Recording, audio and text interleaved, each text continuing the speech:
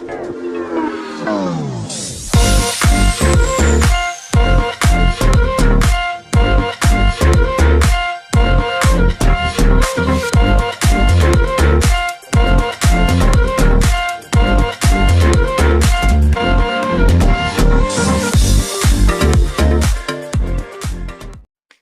semua, salam sejahtera Malaysia. Selamat datang ke channel Fels Lifestyle. Kembali lagi dengan satu isu yang sangat panas, sangat mengejutkan. Sebelum ini kita pernah mendengar berkaitan dengan isu Menara KL yang dijual. Dan seorang bekas menteri, sudah pasti, Tan Sri Anwar Musa, yang telah membuat kenyataan bahwa beliau difitnah melalui satu artikel berita sebelum ini, di mana Anwar Musa akan mengambil tindakan terhadap beberapa senarai individu yang memfitnahnya berhubung isu penjualan Menara Kuala Lumpur. Bekas Menteri Komunikasi dan Multimedia Tan Sri Anwar Musa mahu mengambil tindakan terhadap 3 individu yang didakwa memfitnahnya kerana menjejaskan reputasi beliau. Hari ini pula, tuan-tuan dan puan-puan, kita digemparkan lagi dengan satu lagi berita susulan.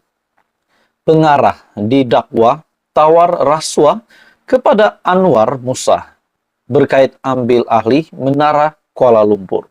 Adakah ini bermakna satu lagi tuduhan kepada Anwar Musa, satu lagi kabar angin bahawa Anwar Musa menerima rasuah berkaitan dengan isu Menara KL.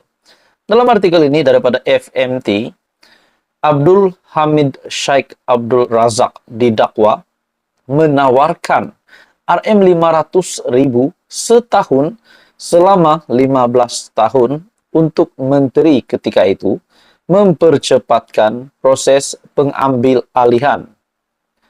Seorang pengarah syarikat mengaku tidak bersalah menawarkan rasuah berjumlah RM500,000 untuk menyegerakan proses pengambil alihan pengurusan dan konsesi Menara Kuala Lumpur. Pengarah Hydrop Shopee Sendirian Berhad Abdul Hamid Sheikh Abdul Razak Sheikh mohon dibicarakan selepas kertas pertuduhan dibicarakan di hadapan Hakim Suzana Hussain.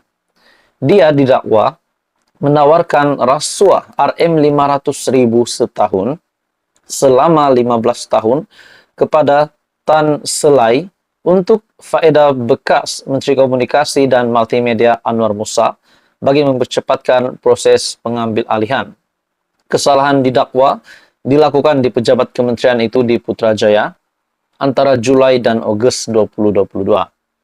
Dakwaan juga dikemukakan mengikut Seksyen 16 dalam kurungan B Akta Suruhanjaya Pencegahan Rasuah Malaysia SPRM 2009 dan boleh dihukum mengikut Seksyen 24 dalam kurungan 1 akta sama. Jika sabit kesalahan, Hamid berdepan penjara, hukuman penjara tidak lebih 20 tahun dan denda tidak kurang 5 kali ganda jumlah atau nilai suapan. Suzana membenarkan tertuduh diikat jamin RM50,000 dengan seorang penjamin. Dia turut diperintah menyerahkan pasportnya dan melapor diri ke pejabat SPRM 2 bulan sekali mulai Mei sehingga kes itu selesai.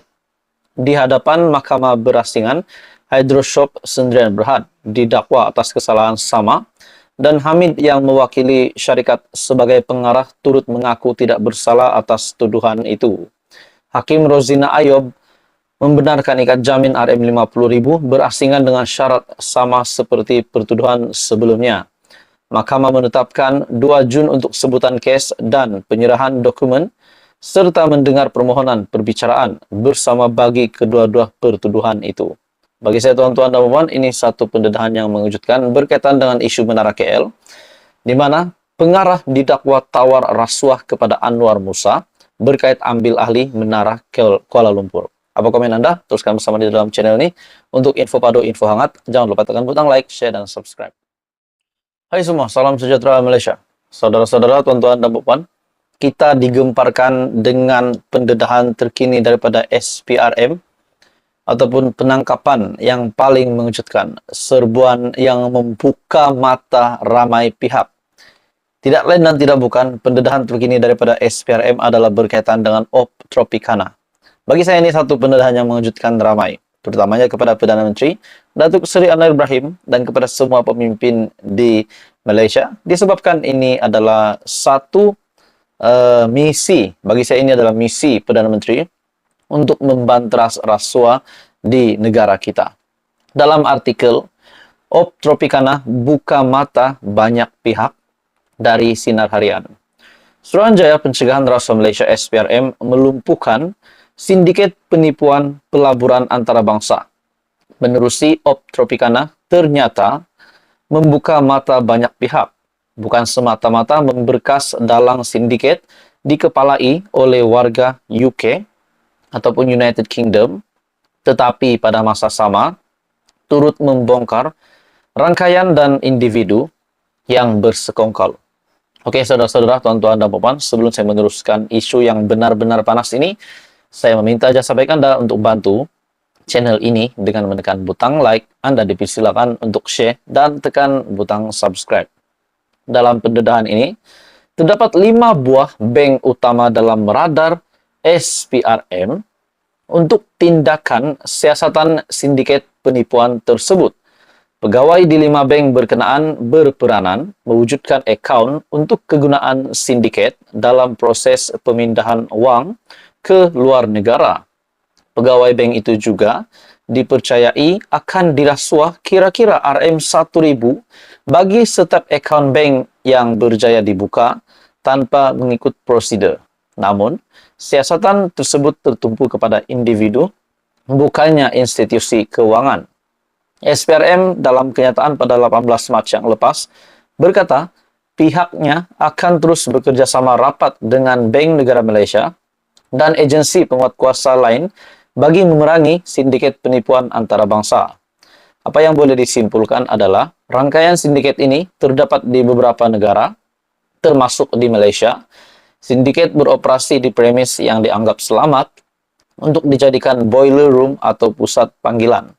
Di sini ada beberapa peranan warga tempatan, malah boiler room juga berisiko untuk difranchisekan dan dijadikan pusat panggilan penipuan lain.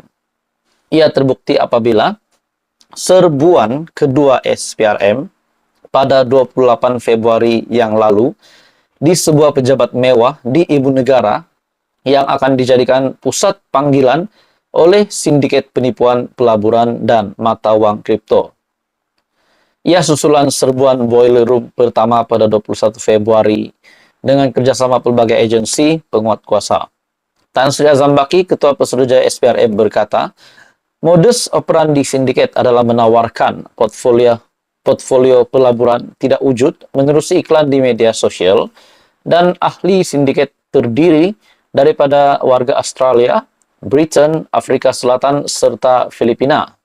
Mereka dipercayai telah memperdaya mangsa sejak tahun 2019 dengan meyakinkan mereka supaya melabur ke dalam syarikat pelaburan tidak wujud dan syarikat tersebut sebenarnya hanyalah rekaan semata-mata. Syabas diucapkan atas tindakan serius SPRM dalam usaha menangani penipuan dalam talian ini. Bagi saya, ini satu penangkapan yang sangat-sangat berjaya untuk SPRM, dan satu lagi sindiket berjaya dilumpuhkan daripada sindiket ini terus merebak dan akan merosakkan image negara, akan merosakkan beberapa lagi mangsa yang lain. Tapi akhirnya sindiket ini berjaya dilumpuhkan. Jadi tuan-tuan dan semua, apa pendapat Anda berkaitan dengan pendedahan SPRM terkini? Bagi saya ini satu kejayaan yang besar untuk SPRM dan negara. Tapi ini semua pasti mengejutkan ramai juga. Apa komen Anda? Teruskan bersama di dalam channel ini.